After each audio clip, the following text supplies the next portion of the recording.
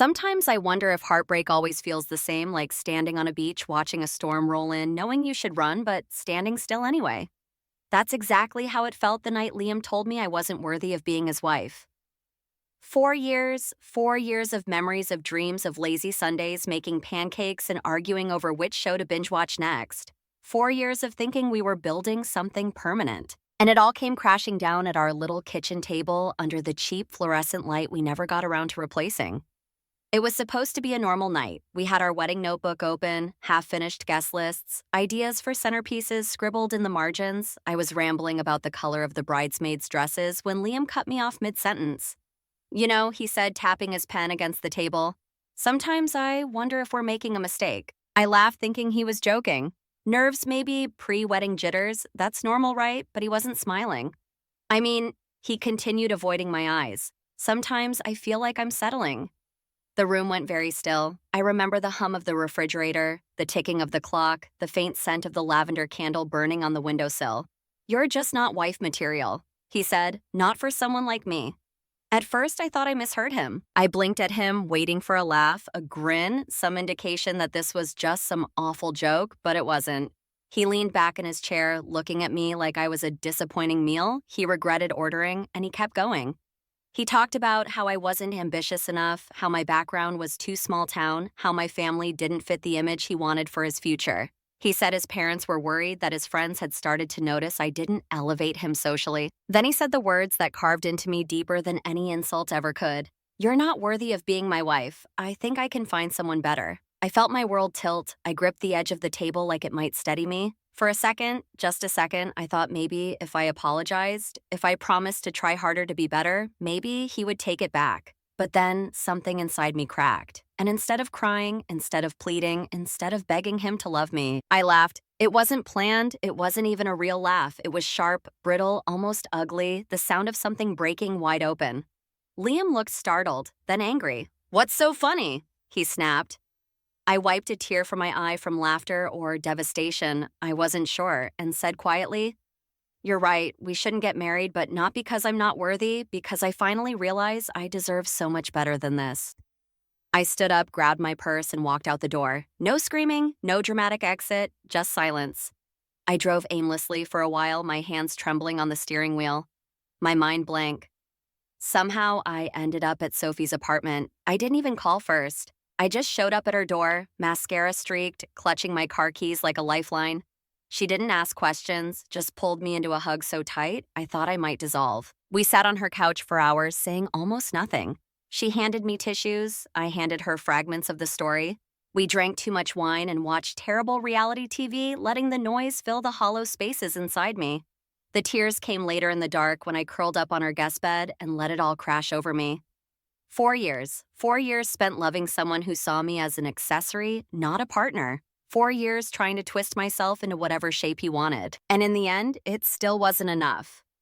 Or maybe I was never supposed to be enough for a man who needed to make me small to feel big. As I lay there staring at the ceiling, feeling completely shattered, a strange thought crept in. Maybe this wasn't the end of something. Maybe it was the beginning. I just didn't know it yet. The thing nobody tells you about leaving someone you loved is how empty the world feels afterward. Not just lonely, empty. Like every street you drive down, every song you hear on the radio, every grocery store aisle you wander. It all hums with the ghost of the life you thought you were building. The first week after I walked out on Liam, I barely moved from Sophie's couch. She tried to coax me out. Coffee runs, bad movies, endless bowls of popcorn. But most days I just stared out the window. Numb? It wasn't that I missed him exactly, it was the future I missed. The future I thought we were going to have: the wedding.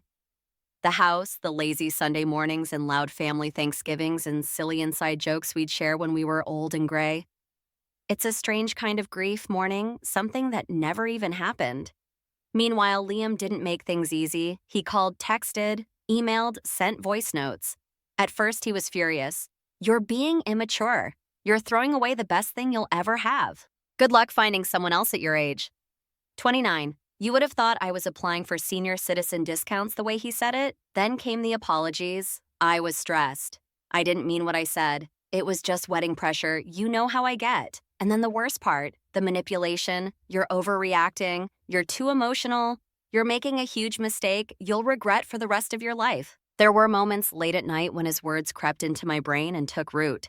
Moments when I second-guessed everything. Was I too sensitive? Was I throwing away something good because I couldn't handle criticism? Maybe if I had just tried a little harder, been a little prettier, a little smarter, a little more something. It's terrifying how quickly you can start believing the worst things someone says about you when you've spent years loving them. I started isolating without even meaning to, ignored group chats, skipped work, happy hours, declined invitations to birthday parties and bridal showers because the thought of smiling and pretending to be okay made my skin crawl. And when I did venture out, it felt like everyone was staring at me. The girl who canceled her wedding 3 months before the date, the girl who couldn't keep her man. Small towns have a way of turning personal heartbreak into public spectacle. Even people who meant well said the wrong things. You must be devastated. Maybe it was just cold feet. You two seem so perfect. Perfect, if only they knew. Meanwhile, through mutual friends, I heard Liam's version of events, that I was unstable, that I'd snapped under wedding pressure, that he'd been trying to help me be better, and I just couldn't handle it. It made my blood boil, but more than that, it made me feel helpless. How do you defend yourself against lies when the truth feels too messy, too complicated to explain in a Facebook comment or a quick coffee catch-up?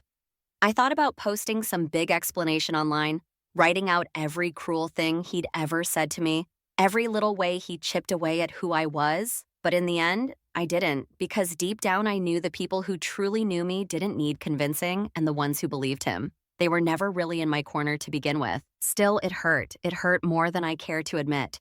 There were nights I cried myself to sleep, convinced I was unlovable. Days when I wondered if Liam was right, if no one else would ever want me, if maybe I had lost the best thing I was ever going to have and I was too stubborn to see it. But somewhere deep under all the pain and confusion, a tiny voice whispered, maybe you didn't lose anything at all. Maybe you saved yourself. I wasn't ready to believe it yet, but it was there. A seed waiting. Healing didn't come all at once. It crept in slowly, quietly, almost without me noticing at first. It was in the morning sunlight filtering through my cheap apartment blinds. It was in the smell of fresh coffee brewing in my tiny kitchen. It was in the way. I laughed, really laughed for the first time in months when Sophie and I spent an entire Saturday rewatching old Disney movies and critiquing the questionable life choices of cartoon characters. It wasn't big. It wasn't dramatic, but it was real. Still, I wasn't looking for love. I wasn't even sure I believed in it anymore. Which is probably why when Sophie begged me to come to her brother's birthday party, I almost said no. I imagined standing alone in a room full of couples nursing a drink, plastering on a fake smile while everyone danced around the awkward fact that I was the girl who got dumped before her wedding. But Sophie insisted, "You don't have to stay long," she promised. "Just come for cake." Cake has a powerful pull. So I went. I wore jeans and a soft sweater, nothing fancy, nothing trying too hard. I told myself it was just a night out, just a way to prove to myself that I could exist in the world again. I wasn't expecting to meet Noah. He wasn't flashy, no big entrance, no cheesy pickup lines, just a guy standing near the snack table struggling to open a stubborn jar of salsa and laughing at himself when the lid finally popped off with a spray of tomato across his shirt. There was something so unguarded about him. Real Sophie introduced us, and for the first time in what felt like forever, I didn't feel that tight, performative smile stretching across my face. Talking to Noah was easy. We started with small things, favorite movies, worst jobs we'd ever had, the ongoing debate over whether pineapple belonged on pizza. He was firmly pro. I was firmly against. But somehow the conversation drifted deeper without either of us pushing it there. We talked about dreams, fears, failures, no pretense, no polished, curated version of ourselves, just two people sitting on an old porch swing under a string of mismatched fairy lights telling the truth. When he asked for my number at the end of the night, I hesitated for a second. Not because I didn't want to, but because it felt so different, so safe. I gave it to him, and for the first time in months, I drove home smiling. Our first date wasn't even supposed to be a date. He texted a few days later, asking if I wanted to grab coffee before he headed back to his town about 40 minutes away. Coffee turned into lunch. Lunch turned into a walk around the park. The walk turned into dinner. We spent the entire day together without meaning to. It wasn't butterflies. It wasn't fireworks. It was something quieter, stronger, like roots sinking deep into the ground. He asked thoughtful questions and actually listened to my answers. He didn't flinch when I mentioned the broken engagement. He didn't make jokes about baggage or damaged goods.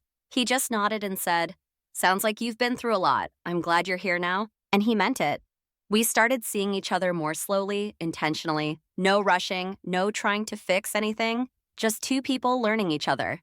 There were awkward moments, sure, like the time I accidentally spilled wine all over his white couch, or when his Roomba went rogue during movie night and tried to attack my feet, but instead of being deal breakers, those moments became things we laughed about.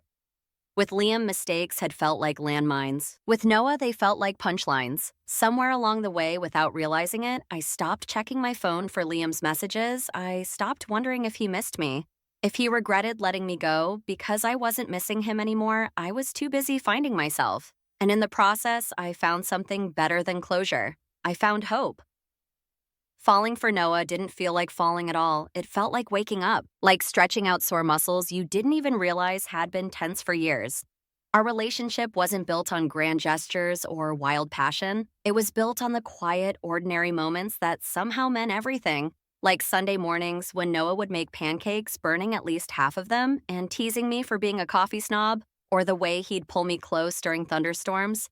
As if he could shield me from the world with just his arms, I never had to guess how he felt. I never had to earn his affection. It was simply there, solid, steady, unshakable. After a few months of weekend visits and long drives, Noah suggested something casual one evening while we were watching reruns of old sitcoms. You know, you practically live here already. Maybe we should just make it official. I laughed, but the idea lodged itself in my heart. A few weeks later, I packed up my tiny apartment, my safe haven after Liam, and moved into Noah's house. It wasn't glamorous. His place was old with creaky floors and a bathroom sink that gurgled ominously at night, but it was ours. And for the first time in a long time, I felt at home. Of course, moving in wasn't without its adjustments. I left cabinets open. He left his shoes in the middle of the hallway. I liked the thermostat at a cozy 74. He thought 68 was the perfect temperature. Little things. Things that used to spark fights in my past life. With Noah, they became jokes, easy compromises, silly stories to laugh about later. It wasn't perfect, but it was real, and I was happy. Which, of course, was when Liam decided to reappear. The first message was harmless enough. Hope you're doing well. I didn't respond. A week later. Saw your favorite restaurant reopened. Remember when we used to talk about going back there? Again, no response. Then came the guilt trips. I miss talking to you. I still think about what could have been, and finally, the outright desperation. I made a mistake. I realize now you were everything I ever wanted. It would have wrecked me once, not anymore. Now it just made me feel tired of being someone's second choice, tired of carrying the weight of someone else's regret. One night as Noah and I were cooking dinner, him chopping vegetables terribly, me trying not to laugh.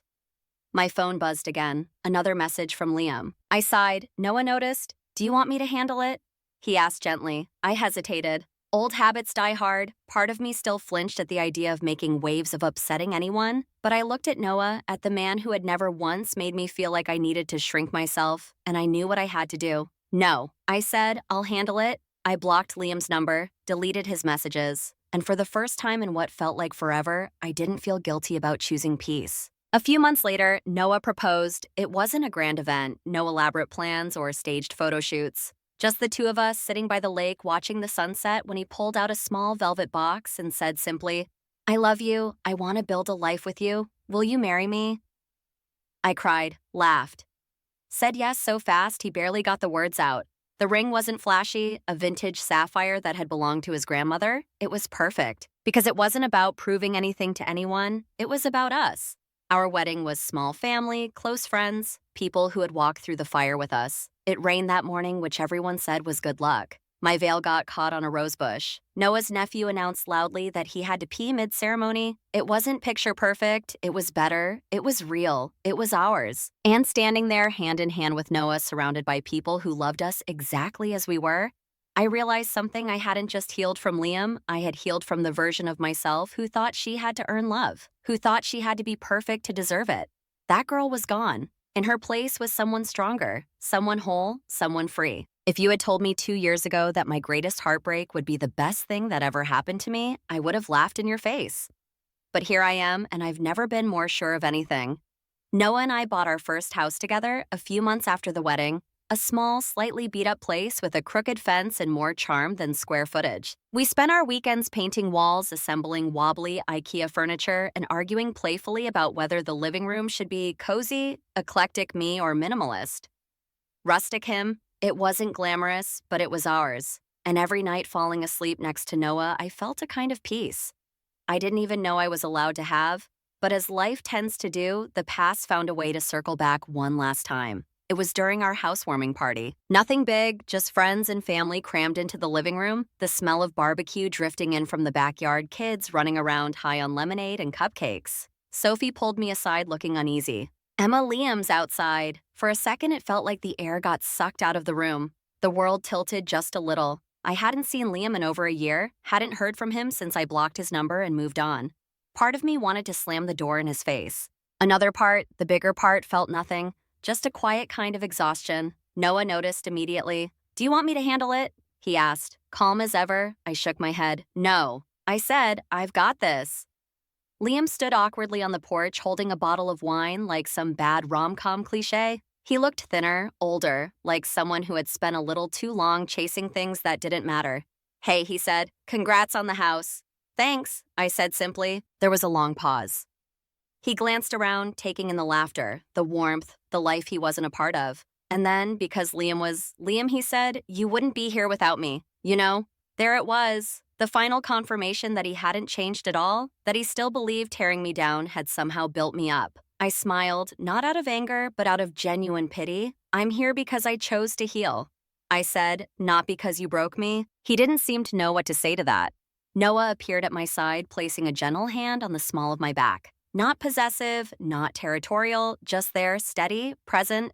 Liam mumbled something about needing to go and disappeared down the sidewalk, and just like that, it was over. The ghost of my past finally laid to rest. Later that night, curled up on the couch, Noah and I talked about the future.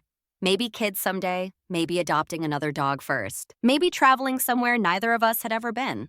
There was no pressure, no timelines, just possibilities. I thought about all the nights I spent wondering if I'd ever feel whole again. All the moments I believed I had missed my only chance at happiness. And I realized, sometimes the best things in life aren't things you chase. They're the things you allow yourself to receive. Love, peace, home, not because you twisted yourself into someone else's ideal, but because you stayed true to who you were meant to be all along. If you were me, what would you have done? Would you have laughed that night too? Would you have walked away even when it felt like leaving everything behind? Or would you have stayed, hoping love could be earned by shrinking yourself smaller and smaller? I'd love to hear your thoughts. Thank you for letting me share my story. Wherever you are on your journey, whether you're standing on a crumbling foundation or just starting to rebuild, please remember, you are already worthy. You always were.